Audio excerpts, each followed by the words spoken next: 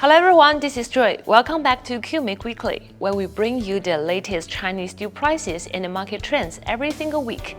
If you're new here, simply hit the subscribe and like buttons right here. Don't miss out on any future updates. This week, China's steel market continued its downward trend, with steel futures prices falling to near their lowest levels in almost 3 weeks. Overall, market sentiment remained relatively cautious, not as positive as last week.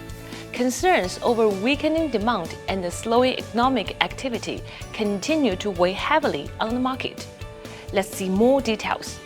According to the latest data, both retail sales and industry production growth in China slowed in April. At the same time, fixed asset investment from January to April reached a 1.6% decline compared with a 1.7% increase during the first quarter. They clearly reflect signs that China's economic momentum is gradually slowing down, which further weaken expectations for steel demand. At the same time, export demand is also starting to cool.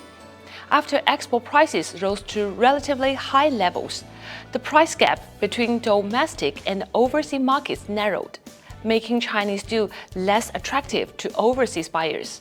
As a result, market participants expect steel export demand to weaken further in the coming weeks.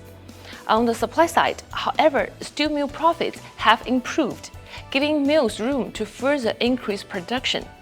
But with seasonal demand gradually slowing, rising supply could create more pressure on the market moving forward. Next, let's examine the supply and demand side. This week, apparent demand went down by 310,000 tons, inventory went down by 180,000 tons, and production went up by 220,000 tons. So overall, we are seeing higher supply, weakened demand, and slower inventory destocking. All signs that the supply and demand balance is starting to weaken. Looking ahead, there are still a few supportive factors in the market. Steel mill profits have improved, and the hot metal production is still running at high levels, which continues to support raw material demand.